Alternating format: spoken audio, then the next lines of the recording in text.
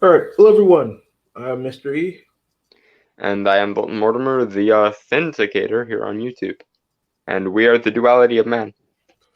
and today we're going to be talking about men, women, and the law, specifically in terms of criminal cases where oftentimes it seems that men really do get the shaft, and the system isn't as hard as they're not as hard on women as they are on men. I know that in this country we're supposed to all be equal under the law, but you know in theory and principle, yeah, but in practice, not so much.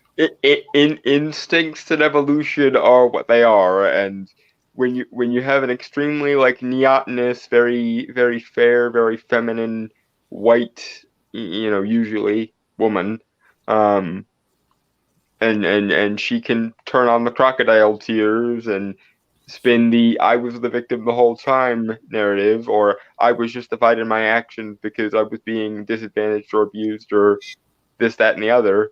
Um, Unfortunately, we are still apes, ladies and gentlemen, and for as long as we've been primates, at least, we have prioritized the people what usually carry the children over the people most or the apes responsible for doing the most work, and therefore um, the child rearing caste of humans gets off easier than the non child rearing caste of humans typically.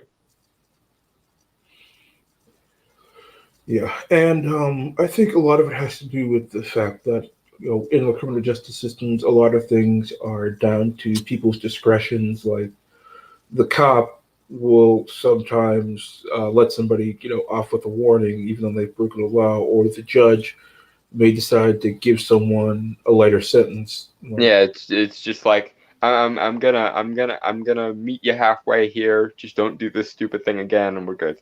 For most, for quite a lot of minor crimes, as long as the cop or judge in question is not a sociopath, people would just be like, "Yeah, you got caught with weed, or you got caught with um psychedelics or something. Just don't do it again, and or be better about hiding it next time, and we'll go our separate ways, and it'll be fine." yeah, Um, while I was researching this, one thing that I found interesting is that it was found that women get harsher sentences than average on violent crimes. Basically, they get harsher sentences on crimes that are unwomenlike, and they well, get lighter sentences on crimes that uh, are more womenlike. yeah. That being because probably it takes a lot more for a woman to go to prison to begin with, because again, um, there's the instinctual idea of ook ook ook, that's a woman and she can do no wrong, ook. Um, but once you cross that threshold, once you become the Elizabeth Bathory of your generation or so, at that point, it's honestly probably down to the fact that you do transgress that idea of womanhood that makes it so vicious, because we're wired as a species to think woman, especially feminine woman, equals pure, and if the woman in question is the very starkly fucked out opposite of pure, um, then that fucks with our heads, and people don't like having their instinctual assumptions fucked with.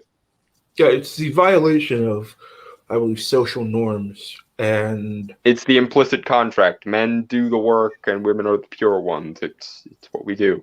It's what we've done pretty much since the dawn of civilization and before. so let me ask you: for these women who get the harsher sentences, do you believe that a man would get a harsher sentence if they committed the same crime? Because I haven't seen men getting harsher sentences necessarily for committing a more violent crime, but with women, because I believe it's because it's such a stark, contrast to what people expect It women to it, it, behave it, like. it messes with the instinctive wiring. What? That's a woman who did that? I don't know. Her woman card needs to be revoked, and by we need to be harsher to her because we're revoking her woman card. Whereas when a man does violent, evil, stupid things, it's like, oh, that's just how men are. So it's it's the dark mirror of the boys will be boys thing. It's not boys will be boys, so let's let him off. It's boys will be boys, and therefore controlling violent, evil men is just what we do. But let's speak of some of the advantages that women have in terms of the criminal justice system, because I have a statistic that says women are less likely to be detained before trial.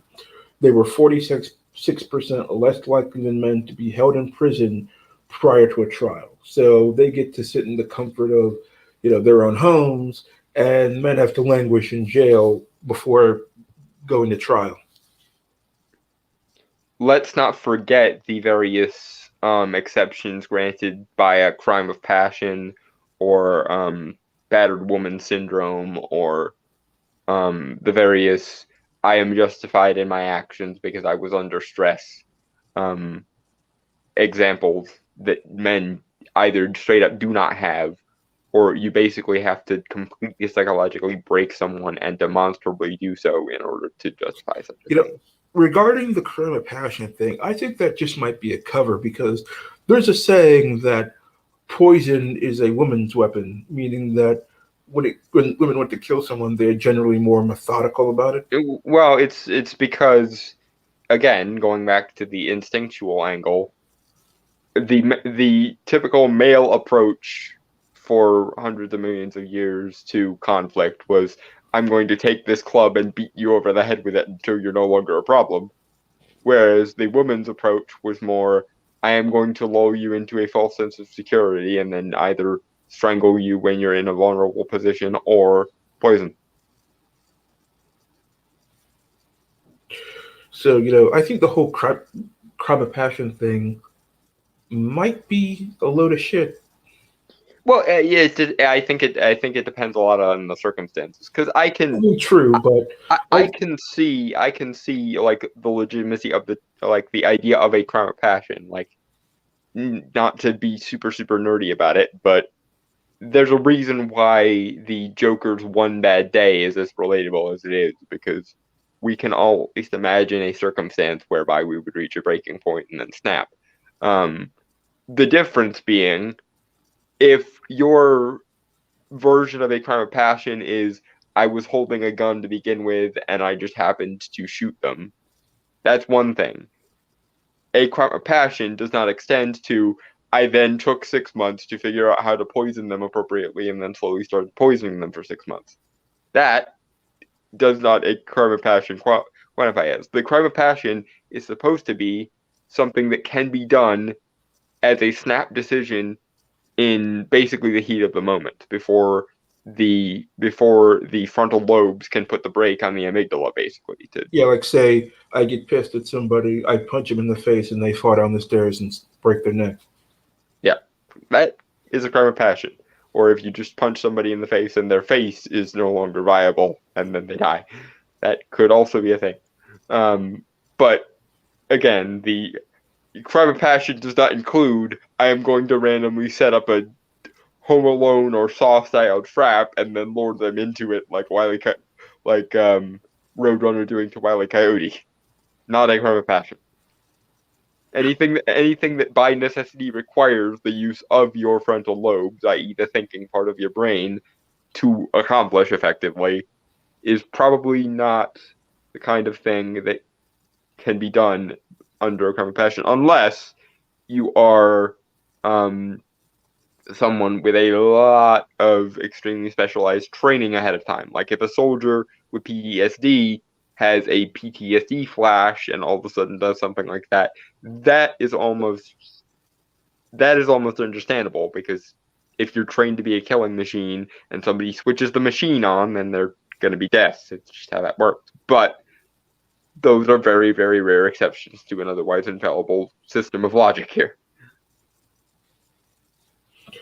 Now, I have another statistic that says women who were released on bond were given lower bond amounts. Their bonds were set at amounts that were 54% lower than what men were required to pay. So, like, say they have to, you know, pay bond, get out of jail for the before the trial, they don't have to pay as much. Hmm. And I hate to be the guy that brings this up, but just because it's an uncomfortable truth doesn't mean we can't talk about it, which is a lot of the reason why women get off easier is because I'm a mother and I have children to take care of. Derp. Which, to be fair, over the years has been a um, get out of jail free card for both sexes at different times and in different circumstances. I mean, there's a reason why the go to response when you're, held at gunpoint by a mugger is don't shoot, I have a wife and kids. The idea being, I support the valuable people, therefore, don't shoot me. You'd be amazed, and perhaps one day we will talk about this, the kind of shit that confirmed bachelors, as the term goes, or lifelong bachelors, the kind of people who live mostly for themselves and don't support a wife and family, um, the kind of shit they have been subject to over the years. So, you know, since you mentioned that it was used by both men and women as a excuse, but why do the women get the lower amount? I mean, men and women can both have families to take care of. Why do they not have to pay as much as Well, you and me? I think part of it is instinct, and part of it is instinctual bias because again, we're wired to read femininity and neoteny as either not non-threatening entirely or pure and innocent. And because we're wired to prioritize feminine features and neotness features, when a little woman, unquote, um, starts batting her eyes and starts in with crocodile tears, whether they are legitimate or not, or can be justified in her own head or not, that's a lot more instinctually compelling than a man pointing out that he is the main supporter of his family. Especially now, considering that there's an ideology in academia and basically every significant portion of society that says if you're a man and you try to serve the traditional protector provider role, then that makes you a patriarchal shitlord. So that might even, in That's today's day strange and age, net because you a negative response of, "How dare you say you're taking care of your family? That's so last century, dude." yeah, but that's strange because we talked previously that women get harsher sentences when they violate gender roles in regards to crime, but it doesn't seem that men get any respect when they have the gender role of being the breadwinner and having a family to support in regards to the criminal justice system. Well, that is probably down to the fact that the first example we have of how to be a human being, as much as we might care about our fathers and as much as they might have an impact on us, your mother is almost always your first example of how to be a human being.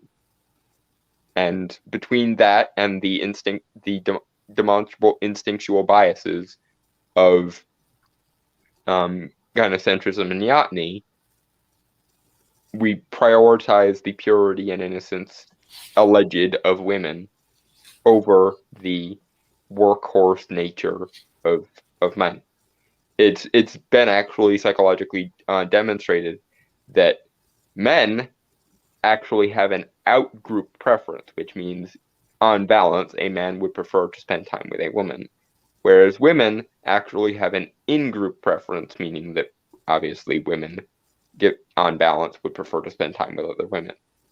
You would think either both sexes would have an in-group preference because camaraderie, or both sexes would have an out-group preference because pair bonding.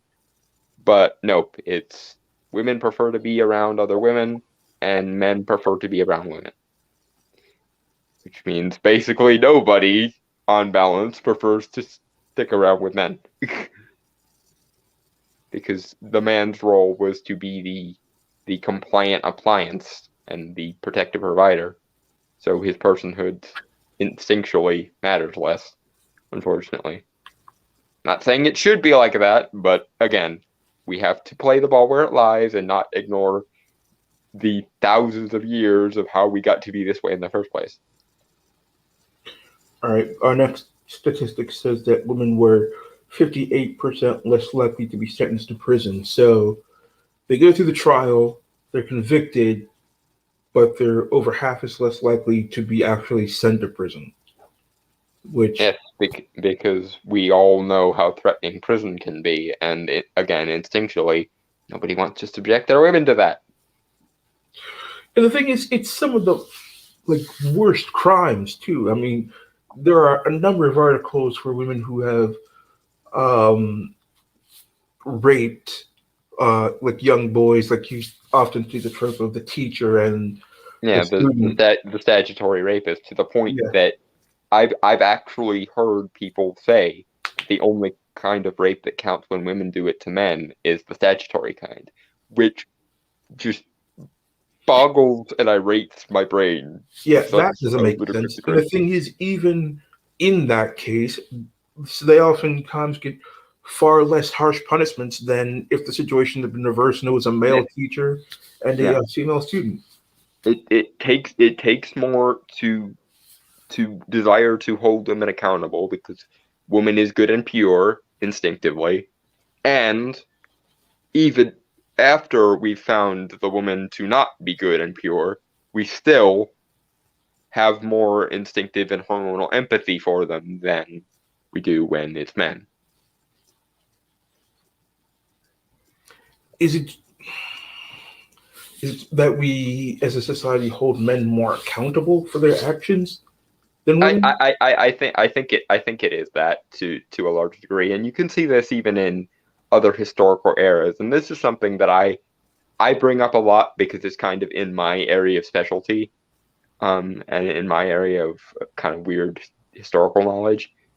Um, Back in the day, in the Salem, in the burning times with all the witch trials and whatnot, a lot of feminists in this day and age want that to be an entirely misogynistic rigmarole. But in truth, if you actually listen to what the people behind those trials said in their own private journals and to each other, the logic was when you put a female witch on trial, you're doing it to save her soul because the idea was she was tricked into selling her soul and she wasn't accountable for it. But as I point out very often whenever this conversation comes up, the term for a male witch, as we all know, or that usually gets used, if not like sorcerer or something else, is warlock, which means traitor. The reason being, in the medieval conception of what it was to be a witch, you had to sign your soul over to a demon. When women did that, it was thought that they were tricked into it by the devil's superior manipulation skills. When men did that, however, they were called traitors or warlock because they were assumed to have done it of their own volition. And usually, in a lot of cases with witch trials, there was always the specter of a male figure, whether it's the devil himself or some other over sorcerer controlling all the lesser witches, that is thought to have corrupted them. So, in other words, when women sign their soul over to the devil in the fundamentalist Christian mind, they were tricked into it and we need to punish them in order to save their soul. When men do it, they did it of their own volition, and so we can justify calling them traitor. And no, I'm not saying that anyone in this situation was sane, but I am saying if we're going to criticize a practice, we should criticize the practice as it actually occurred for the reasons it actually occurred and not make post hoc shit up afterwards. interesting bit of historical knowledge there. Thanks, Dalton, for that because I actually didn't know that. But you know, I've actually got something to say regarding the whole accountability aspect. In sexual assault cases, now they've classified if both people are intoxicated and they end up having sex, it's now technically sexual assault, and the male is held responsible. And I know a lot of people, even my older sister, who said that's absolutely ridiculous. Both of their ability to make rational decisions was impaired.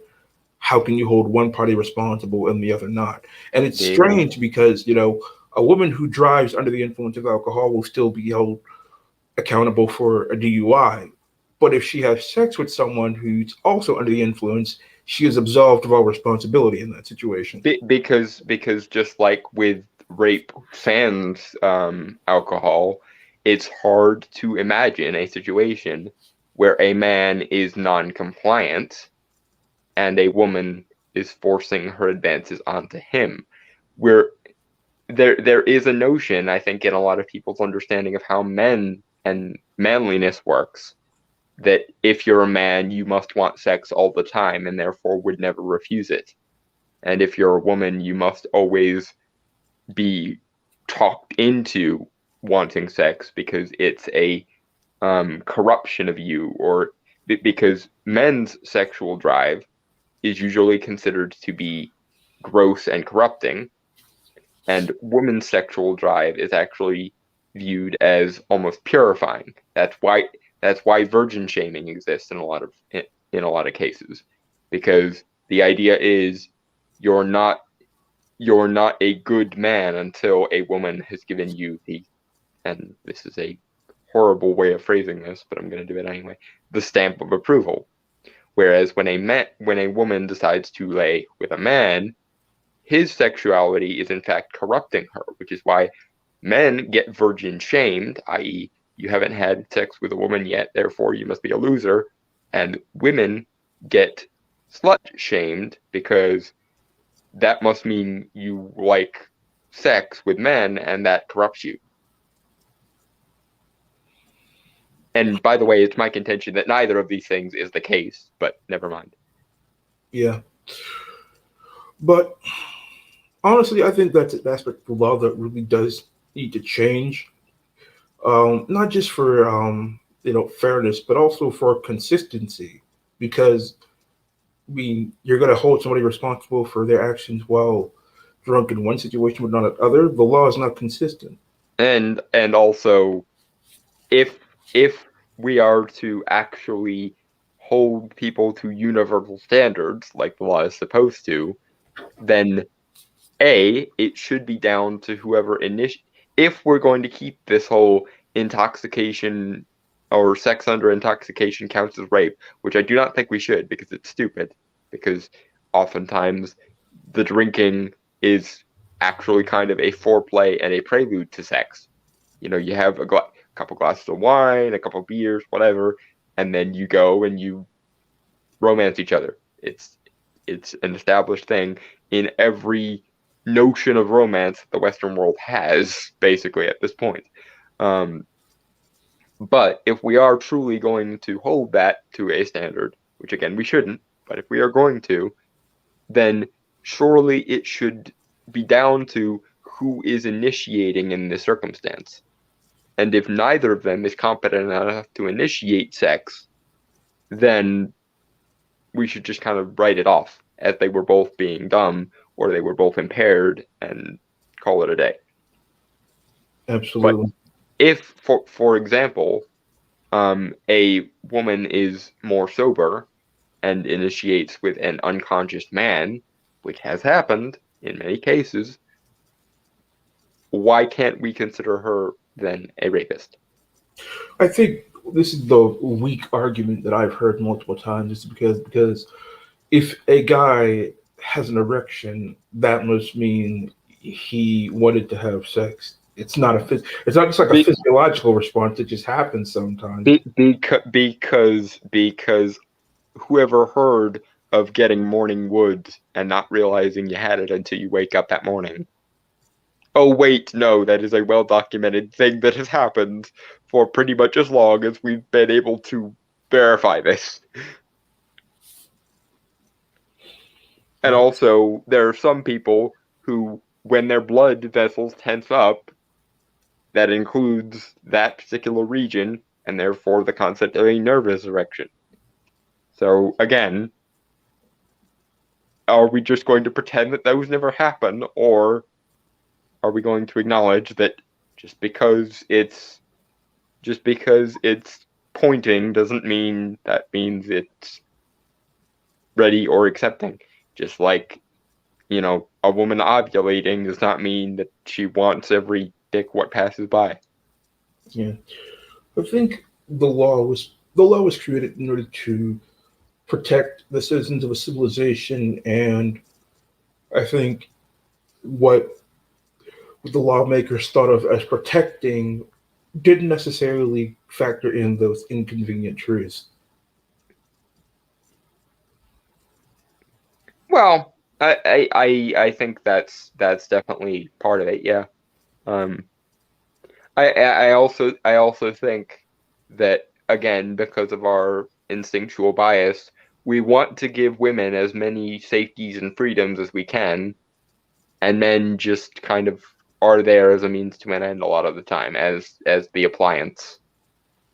And again, as a citation for that, look at the difference between the way bachelors were treated throughout history and the way men with women and children were treated throughout history.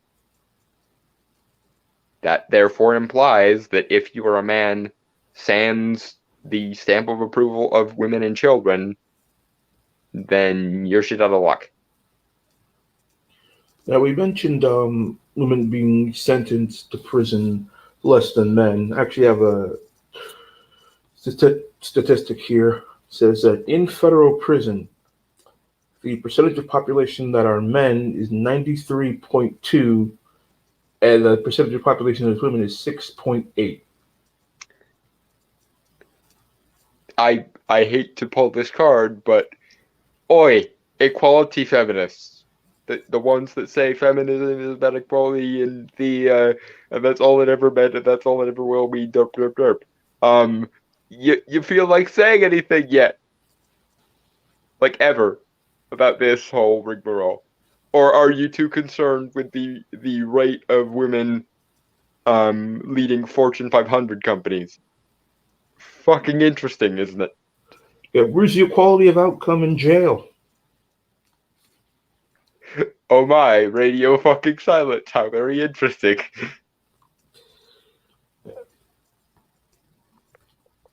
Now, here's one thing that I wanted to bring up. It's not necessarily related to prison, but it was interesting.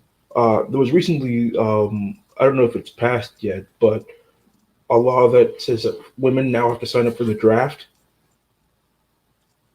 I would consider this to be a move forward, generally. I mean, ideally, I would prefer that no one had to sign up for the draft, because I consider the bargain of agree to die for your country and then you'll get the vote um, to be a bit of a lopsided bargain. I think just by living in a place as an adult human being with his own agent or his or her own agency, that should sort of guarantee you some say as to what happens to that place, insofar as you'll have to be subject to it. Um, It I just don't. means that I they always start. You Go guys, ahead.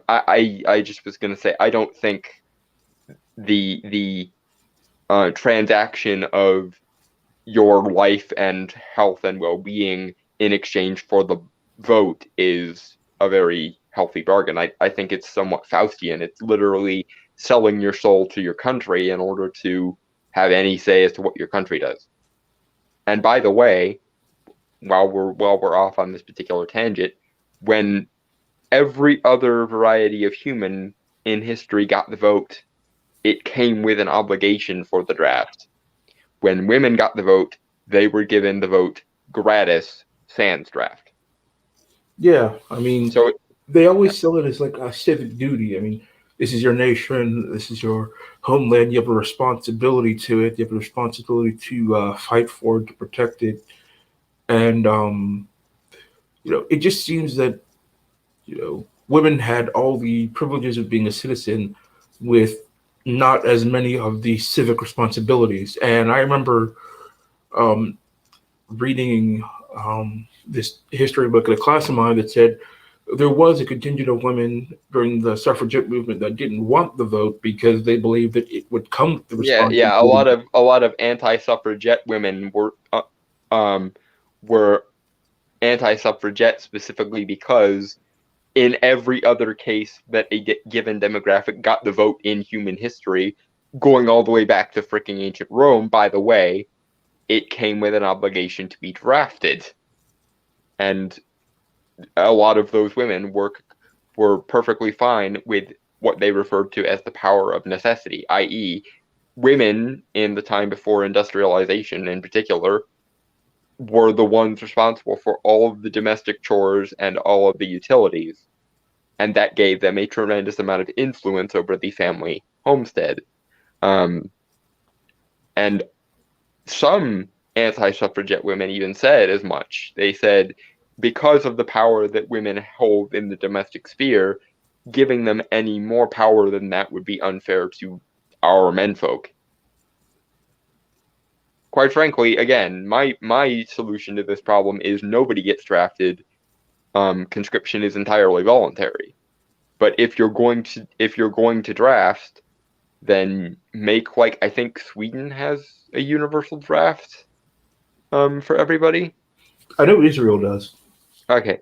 And also worth noting, even for the women that are currently screeching and outraged at what I just said, um, even if women get drafted, it is highly unlikely that they will ever see frontline combat. They will be given the administrative jobs, the nursing jobs, the um what do they call it? I forget what the military term for like food service stuff is. Commissary, I think. I might be completely bullshitting. But in any case, it is highly unlikely that a large percentage of women will ever be made to see frontline combat of any meaningful description, unless, and of course, they choose to subject themselves to it. And by the way, for those women who want to subject themselves to it and can actually meet the physical requirements necessary, fill your boots. It's my only contention is we shouldn't soften the standard so that more women can get in. The standard should be universal, and anyone who A wants to be in that position and B can meet the physical standards, knock yourselves out. I feel like even if they are sent to the front lines, they might be like stationed at a frontline base and not necessarily be sent out on Yeah, mission. and again, Yeah, medics, and administratively even so on. but I remember in I believe it was World War I in the UK where if a man didn't sign up to go join the army, he would be publicly shamed by the women in the society. Yes, the white ribbon campaign and the white feather campaign, I believe, in America, um, which is also something that happened disproportionately to bachelors, but never the fuck mind. Again, um, It's like you're a coward. Go overseas and charge that machine gun. yes, agree to wallow in a literal trench of mud and or get blown up, or we revoke your ban card and you become worthless. And I don't mean to, and again, I don't mean to be so devil's advocate here, but if that was done to any specific demographic of men, we would call it discrimination. Can you imagine a situation where only Jewish men or only black men got drafted? And moreover, would it survive the public outcry that would immediately erupt from that? But when we do it to all categories of man, all of a sudden it becomes not a human rights issue because we don't want it to be derp. You know, there's actually to get back to the law and criminal justice. There's actually a statistic that says women are more likely to be first time offenders than men, and what I see from that is that men will the first time they're caught, they will get arrested and charged, but women the first time they're caught, they're most likely to get a slap on the wrist. Yeah, So the benefit of the doubt that is once again. so when they do actually get charged, a man could have been like arrested and charged like 2 or 3 times. Yeah, and also when men do a minor quibble their first time, oftentimes you'll get the scared straight treatment of we're throwing the book at you to try and convince you to never ever ever do this again, you moron.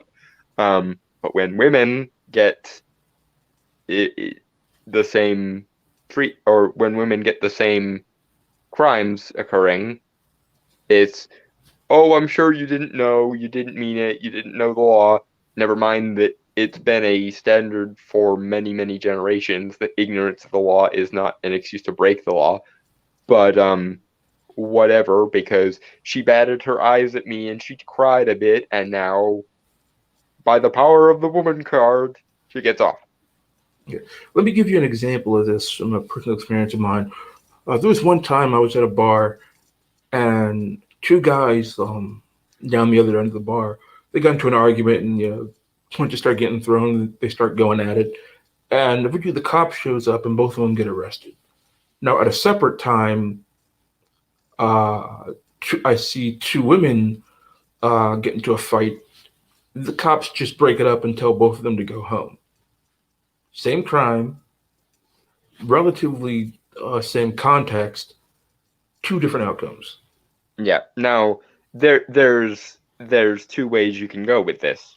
Either we can make the women get treated more severely, which I personally wouldn't be in favor of, or we can extend the humanity that we extend to women to men as well, and the criminal justice system can get more lenient.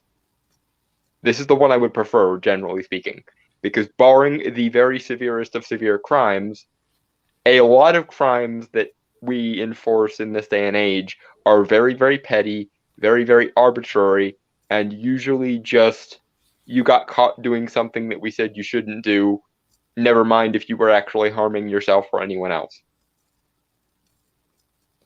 i.e., in particular, drug possession.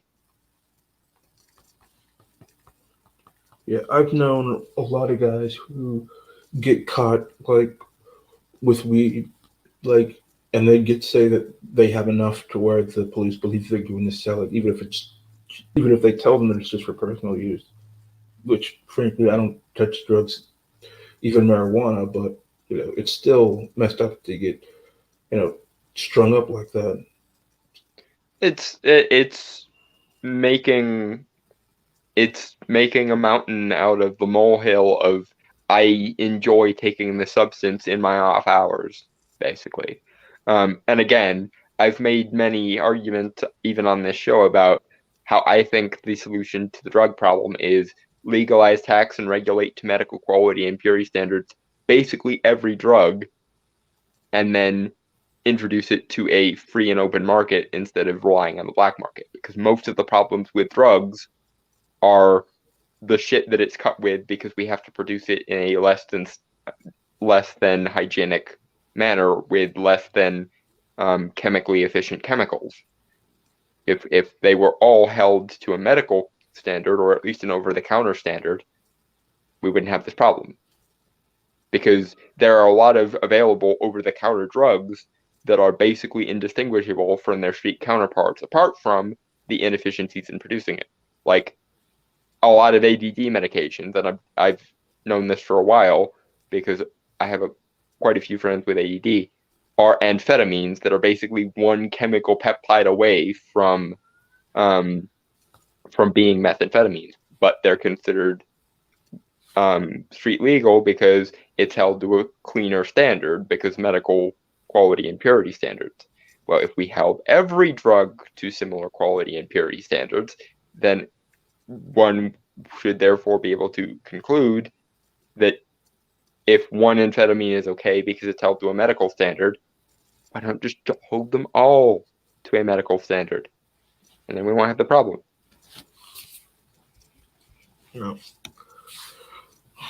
I want to talk about domestic abuse for a second, Oh god. and the police are actually trained on a specific model of viewing uh, domestic violence. I forget the name of it. Like I knew it, but now it escapes me. I tried to look it up on Um, Google, but I couldn't find it. it, what is the thing? It's not the Nottinghamshire model. That's something completely different. It's the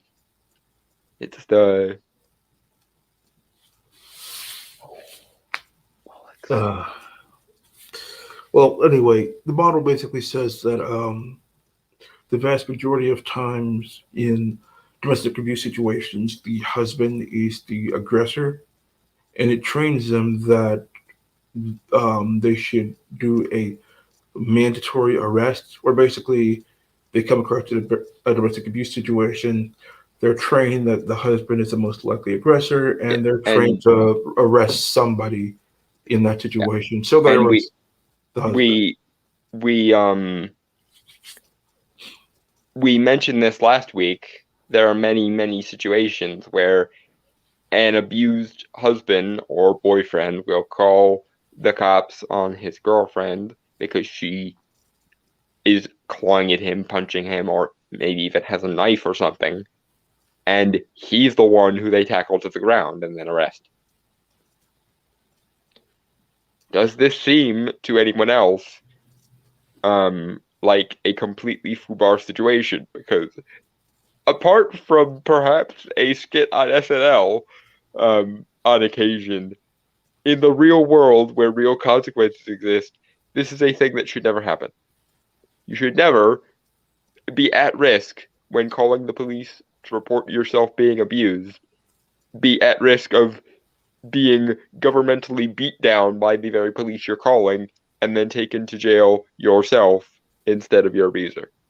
Yeah, and I've heard numerous reports where, say, a couple is having an argument, and the police gets called, and the wife says that I want him to leave, but he won't leave, and so the police arrest him and take him away. Meanwhile, it's his house too. The guy has not committed any crime, but because the woman says that she wants him out of the house, the police take him away. Yeah, I'm of two minds on that because at one point it's like sometimes you just got to cut your losses and leave for a But time. why? But why should he be the one to leave? He has just as much right to that home as she does, and why should he be dragged away just because she wants him out? Yeah, and that's the second half of it. I'm just thinking that in a lot of these cases, it might just be smarter um to cut your losses after, especially after she's I'm calling the police.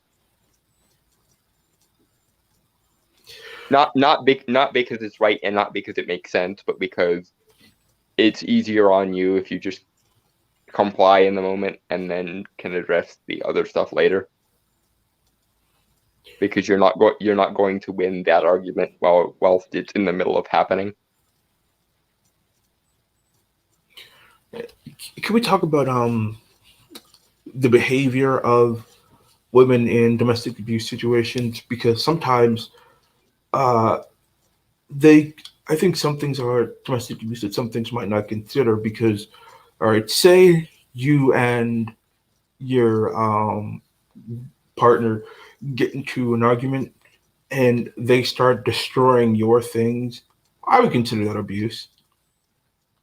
Yeah, if they're going after it specifically knowing that it's valuable to you in order to fuck with you, then yes. Like there's often like these things are like tropes basically in our society of a woman who throws her husband's stuff out on the lawn or sets it on fire or like keys the car or whatever. Yeah, at that point, it is unreasonable, and it's unreasonable in the inverse as well. Before anyone, But it's uh, become things that like people expect women to do when they're like upset in a relationship. I and mean, a lot of times you'll see pictures of it happening on social media, and you'll get a bunch of people in the comments going, "You go, girl! You take the power back! You get your own back from that guy who's abusive to you." And yet, it's like she's. I'm not saying she's in the wrong for reacting this way, but she is kind of negligently destroying a bunch of his shit. And the reason why I say it's equally in the inverse bad is because at one point, um, in one of my mom's arguments with my stepfather, because he had bought her a bunch of stuff, went and took all of that stuff that he had bought for her and burned it. And I wouldn't consider that to be reasonable either. Generally speaking, if there is to be violence and conflict occurring in a thing, it should be targeted at the person who you feel is the most deserving of it, not the things that the person owns. also, I feel like we've lost the idea of a proportional response in our society. I mean, if somebody cheats on you and you decide to cheat on them back, that's a proportional response. If somebody cheats on you and And you set you show fire up to with a all their gun to things, the girl's house and shoot her or something because she took your man or what have you. Um, Not a proportional response. yeah, it just seems like any manner of affront justifies whatever I want to do to the other person. And again, on some level, I understand crimes of passion, but again, crimes of passion occur in the moment and are something that can be accomplished instinctively. They are not something that takes several hours to perpetrate, because by the time several hours has gone by, either your brain is back under your full control, or you need psychological help, and probably, if we're being honest, shouldn't be in a relationship because you are a danger to people. If it takes several hours or even several days for your brain to come back online and function under normal parameters, you really need to seek psychological help and possibly medication and maybe even neurosurgery I because mean, I wouldn't even say that long because how long is it going to take for somebody to gather somebody's stuff, cover it in lighter fluid, and then strike a match to set it on fire? Like, what, 15, 20 minutes? yeah, If you and can't get again, control of your own mind in 20 minutes, and obviously you need some use of your frontal lobes in order to figure out where all their shit is, unless they keep it very, very like put together. It's not like we all keep our most valuable possessions in a bug out bag somewhere. We tend to like spread things out and like store things in various cabinets and shelves and what have you. So if especially if you're you're sharing a place with someone. yeah, so if you're going around and collecting all their shit from all the various places they might have it, that shows at least a certain level of mental competency to actually be able to figure out and find where all their shit is. Unless you're a controlling person who somehow keeps a mental list of where everything is at any given time. And that is also a bit of a red flag, if I may say so. Because if you're constantly keeping a mental list of where everyone else's shit is so you can scoot them over if you need to, I would call that a unreasonable degree of preparation as well. Because that almost demonstrates some kind of intent to know you're going to fly off into a rage and to make it easier for yourself to go off into that rage. You know, even though that we as a society recognize this as behavior that is deviating from the norm, for some reason, I still find that we're very permissive of it to a degree. Why is that? I I think it's down to, once again, we see men as useful for what they do and the skills that they have and their ability as providers and protectors. We see women valuable for what they feel, think, and emote. It's the way I usually describe it is men are valuable as appliances, women are valuable as um, luxuries or value objects. So we treat men's abilities as the end all and be all of their importance, and we treat women's personhood as the end all and be all of their importance, which makes it really hard if you happen to be a man with some emotional issues that you'd like to be addressed, or if you're a woman who would like to be valued for her competency. Have you ever heard of the comedian Bill Burr? I have. There Are, was are you thinking of the famous how men argue versus how women argue bit? Because that's my favorite. that is a good one. But no, I was thinking of uh, his bit about reasons to hit a woman, where basically it says you should not hit a woman. I mean, it's just something you shouldn't But do. let's not But pretend let's that be there are honest. never any reasons Sometimes to. there is a reason. Like there was a reason behind it. It's not just like it falls out of the sky for no reason. Like like the women say something, or like just they're coming at you in such a way that where if a guy said that, you would absolutely be kicking his ass. Yeah.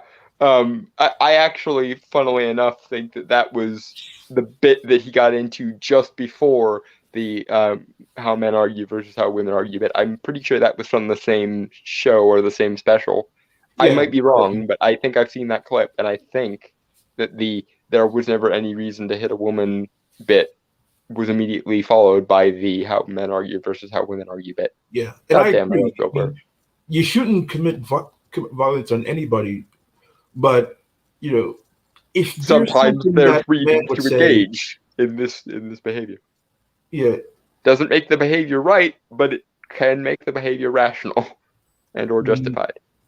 because I think that everybody can acknowledge that you know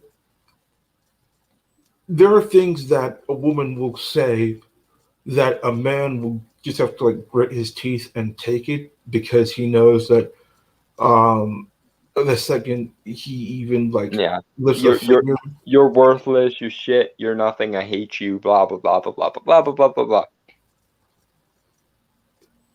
meanwhile, if another guy said those things, it would just be on. He would have he would have earned himself a congratulatory fist up full of dentistry, and he would have to replace his teeth. Yeah, because in the U.S. we do have a thing in the law things called fighting words. Mhm. Fighting words are as first defined by the Supreme Court words which, by their very utterance, inflict injury or tend to incite an immediate breach of the peace. It has been well Yeah, observed that like such utterances. if you accuse someone of kitty fiddling, for example, if you accuse someone of being a pedophile in public in front of all of their friends, um, I don't think anyone of any reasonable disposition is just going to take that lying down, even if it would be smart if they did. Because like I'm 5'6", I'm not good at, and I'm fairly thin. I'm not fighting anybody, but if somebody started saying like that kind of levels of shit, or in my case, I guess if somebody accused me of being a Satanist or something, sacrificing children and all that shit, um, I would at least desire to hit them, even if it is an unlikely to be beneficial to me in any way situation. So, do you think that you know, like I said, you shouldn't hit anybody, but do you think that there is a defense there? Like, I think if nothing else, it's going to come down to the human nature defense because even if um a course of action isn't like perfectly Socratically rational. There's a argument to be made for it being pragmatically rational and instinctively rational. It's kind of like, okay, the human tendency to smile when happy and frown when sad or angry is a fundamental universal, as is the tendency to blush when embarrassed. Are we really going to sit there and say and micromanage every micro expression of a person's face and wonder why they're smiling or why they're frowning or why they're blushing when a situation that is going to cause that reaction occurs? No. Are we going to, and this is funny because it's the exact argument that's made when the crime of passion thing comes out. Are we going to sit there and say, if a man has been hit, I don't know, 47 times in the past 20 minutes, is he not at that point at least justified in hitting back? Or at some level, disabling his attacker so that he can't be hit anymore? I would say no, and I would say that on a human neurological, psychological, and instinctive level, if you are under threat and your choices are fight and flight, and circumstances permit it so that you can't flee, on some level, something along those lines has to be justified because it's not even necessarily under your rational control at that point. It's literally the equivalent of a um a reflexes hammer that a doctor might hit you with to check your reflexes. Well, unfortunately, there are psychological and emotional reflexes to a human being's mind as well, which means that if you break him deliberately, if you psychologically and physically abuse him, then things are going to happen as a natural result of that. Cause and effect exist. And if you know the cause, if you know the effects that your action might cause, and you don't plan for those effects, then you are a dumbass. Yeah, I think that's even more dangerous in a relationship because you've gotten a chance to know that person. You've probably gotten a window into their You know where all emotional their buttons abilities, are their and exactly how to frailties. push them. Yeah, you know what to say in order to genuinely hurt them. Yeah, So when you say that and they like snap, like that has to be something that you yeah. had to know could have happened. If you're the person this person trusts with information on where all their buttons are and how to push them, then you should be held responsible for when you just decide to haul off and push them. Like calling back to the Bill Burr bit we mentioned a bit ago. Bill Burr's button, which he gave to his audience, which kudos to you for being that brave, sir, is you're going to grow old and die alone. Which, by the way, is one that I share with Bill Burr. That's definitely I don't know if the that would necessarily be a button anymore because now he's married and has two kids. So I think he's well, yeah, but avoided that fear. it's still probably on some level is a button for him because I can understand it being a button for anybody because nobody likes to think about their death in general. Period. People like to avoid thinking about death whenever possible, and much more so, they hate the idea of their life not mattering, which is essentially what you're going to die alone kind of translates to in a lot of people's heads is no one is going to care about you enough to warn you when you die because you had no impact in life. That's sort of the shorthand for that. Um, so yeah, if and this goes back to I think um our very first duality of man episode, which is if you don't trust this person with your deepest, darkest, most emotional secrets, if you think that they're going to use these secrets to eviscerate you, then be selective about who you trust with them in the first place. Please, for the love of everything.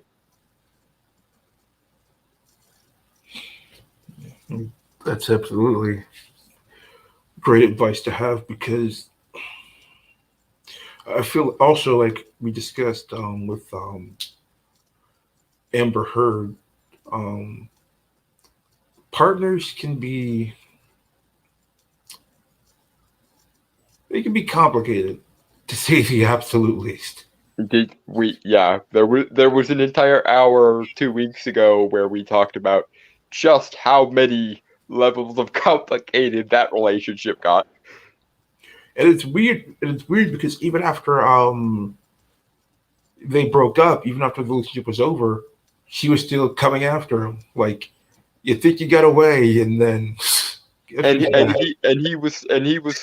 he was still like trying to defend her at the entire time. Like she breaks her toes by trying to kick down the door, and he through the door says, "Honey, are you okay?" Uh, I feel like when that case is over, we should do another episode on it. yeah, when the dust is cleared and all is said and done, yeah, definitely. If for no other reason than to say congratulations Johnny Depp or fuck you Amber Heard once more, because I don't think either of those rejoinders is going to get old very soon.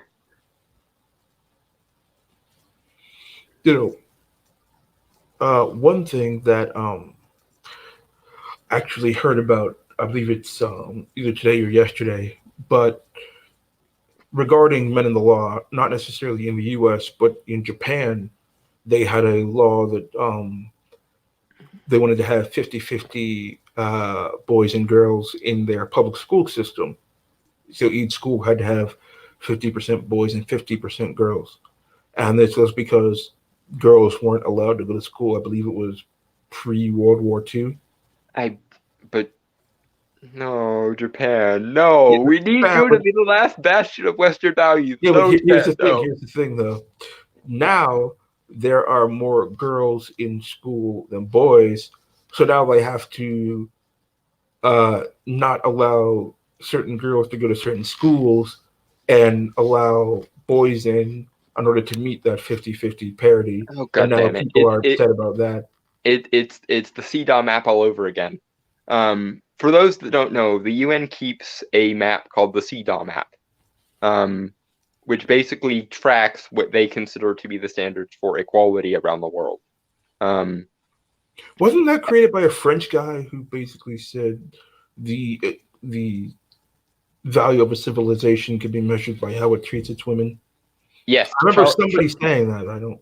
I don't know if Charles Fourier created it, but there was definitely some Charles Fourierian philosophizing going on when it was constructed. I will take that to the bank. Um, yes, Charles Fourier, one of the original coiners of the term feminism, and by the way, when it was originally coined, had bumfuck nothing to do with equality. The idea was basically now that God is no longer the moral standard to which most people hold society, what standard of society should we hold, or what standard of morality should we hold society to? I know, we'll hold society to the standard of how well women are treated. Frankly, I think we need to return to tradition. I I I'm on the other side of it. I think we need to advocate for a new paradigm entirely. To hell with both of the answers that have failed us in the recent history. Let's seek some new answers already. The this this this ping pong game of tradition versus the subversion of tradition, tradition versus the subversion of tradition. How about we just meet somewhere in the middle and call it good?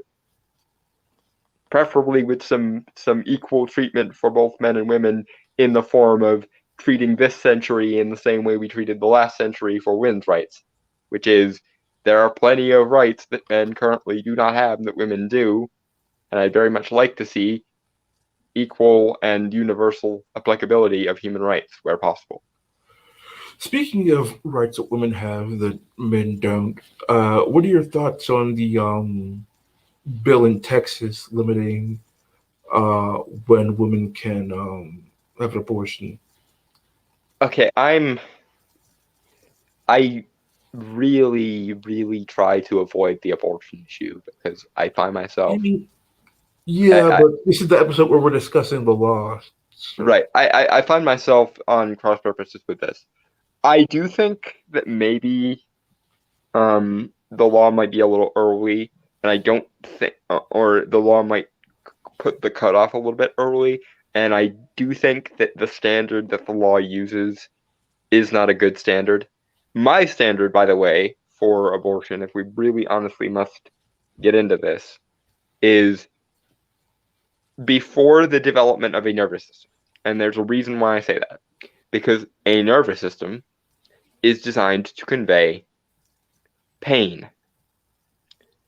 So after the fetus in question is capable of feeling pain, it becomes immoral to subject them to the pain of death, and in particular, death by quite severe means, because, abortion, the actual act of committing it, is not pretty.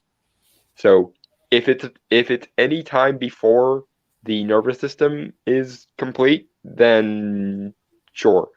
Um, if it's after the nervous system exists and therefore the fetus is capable of feeling pain, even if they can't understand it, just like with animal rights, we don't subject animals to pain based on how cognizant they are of what pain is. We subject to it we subject them to it based on whether they can actually feel this or not. And in that same vein, if the fetus can feel pain, then we shouldn't subject it to pain. If it can't feel pain, then no damage is majorly done, apart from maybe the metaphysical kind, with notions of the soul and life and all that jazz. But on a practical, we need a technical and rational cutoff for when this can take place and when it can't. My money is on, if the fetus can feel pain, then don't do it. Don't subject them to it.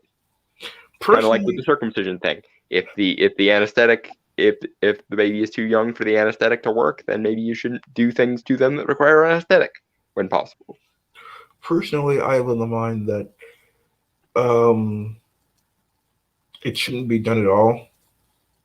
Ideally, but unfortunately, I think that genie is out of the bottle and it's Yeah, never going back in. unfortunately, just the way I see it is,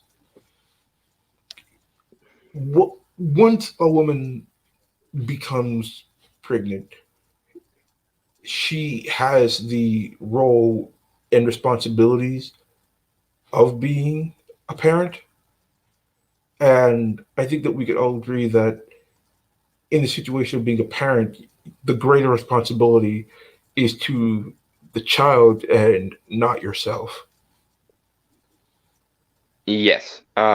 But I will issue another caveat, and it's going to be another controversial caveat, which is, if both parents can agree to the abortion procedure, then, and again, before the nervous system develops, then I see nothing wrong with it. And that's going to get me a lot of hate mail, I think, from a lot of people, because a lot of people think it should be just the women's choice and only the women's choice and this and that and the other.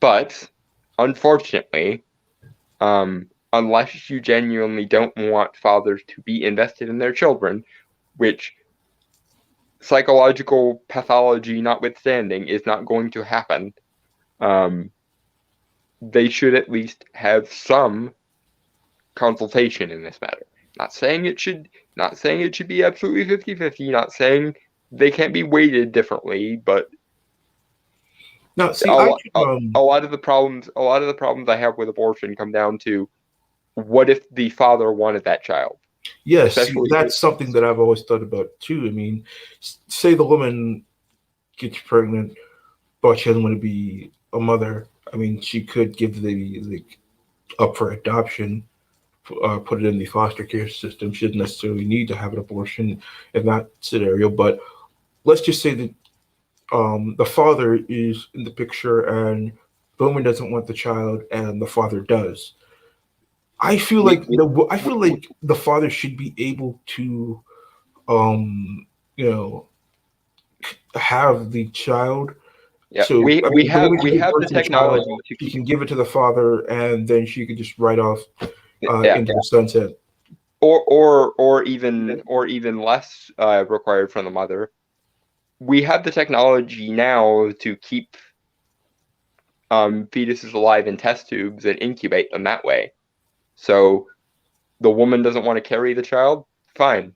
Take it out, put it in a test tube, give it the gestation it needs, and then when it is viable, you give it to the father, the mother never has to see it again, and boom, we're good. Yeah, also, the way I see the abortion, really, it just seems to me that a lot of people are using it as a way to solve an inconvenient problem, and I don't think I don't think that's right for society, where people are allowed to just erase a significant event in their lives because they don't want to face to the natural consequences of their own actions. I mean, and again, I think there are exceptions. Um, like for example, if both mother and child are in danger by by the fetus by the fetus growing, or if it's a non-consensual baby, then maybe as in the product of sexual assault and rape, um, then maybe. But even then, I mean, there's still the test tube option. There's still the adoption option. There's still the um, giving it alternative caregivers option. yeah, and that's the thing, though. Those situations, like those aren't the main reasons why people are why women are getting abortions. Like the main reason is because she just wants to, and that doesn't seem to me to be a valid enough reason to end what I would acknowledge as a human life. And here's the other thing, and we've gotten far afield on this, but as long as we're going here, just because you want to create some sort of technical parameter as to why it's not a life does not mean it's not a life. Just like when a soldier comes back from war, even if he was justified in killing enemy combatants, we should still be able to acknowledge that what he was doing in the process of combat involved murder. Doesn't mean the murder wasn't circumstantially justified, doesn't mean that doesn't mean that self-defense isn't justified, doesn't mean this and that and the other. But words mean things, and concepts associated with words also mean things. And, you know, natural intervention or your own intervention notwithstanding, that child would become a child, or that being, that that proto being would become a child and a living being. Therefore, murder is occurring. The question should be whether or not said murder was justified via the circumstances, just like every other exception to the rule. Like like we mentioned before, this is another inconsistency in the law. I mean, right now there's a debate about whether or not um, fetus and unborn child is considered a human life. However, if you look at the statute for a double homicide, if you kill a pregnant woman, that's counted as a double homicide because the Because baby two will lives die too. are presumed to have been taken, yes. And yet all of a sudden that flies out the freaking window when the woman is choosing of her own volition to do it. Um, and this also dovetails nicely with the fact of fetal alcohol syndrome. Let's say that the woman doesn't abort her child, she just drinks it to death via fetal alcohol syndrome. Is this a justified course of action even when she didn't want the child? I would say no. I would say that's undue pain and suffering on what would otherwise be a living being. Just like we should, to I mean, some it could degree, be judge. under reckless endangerment, knowingly engaging in behavior that could potentially threaten other people. Yeah. So if we all cringe, and we do, by the way, most human beings do, at the idea of fetal alcohol syndrome, then surely some kind of similar cringe should happen when you're talking about removing the child from the womb and killing it. And again, whether it's at a stage in life where it fully counts as a citizen is not the issue. The issue is the killing justified in that circumstance? You know, also, since this is the law episode, do you believe this is something that should be dictated by the federal government, or do you think that each state should decide its own law on this issue? I mean, I would love a circumstance where we could come to a consensus on it, because I think that's generally a more efficient and neater way of going about it. But forcing a consensus is a bad idea. So until we can come to some kind of middle ground universal consensus, I think leading it to the states, at least in the experimental phase, until we can find a universal application, is a good idea.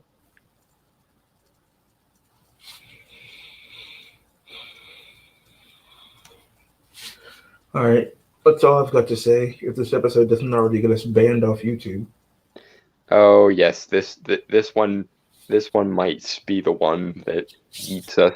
So if this is the one that eats us, good night, everybody. yeah. To quote Yakko Warner. All right, let's end it here. I've been Mystery. I've been Dalton Mortimer, the Authenticator, and we have been the Duality of Man. Cheers, guys. We'll see you, God willing, next time. Ideally.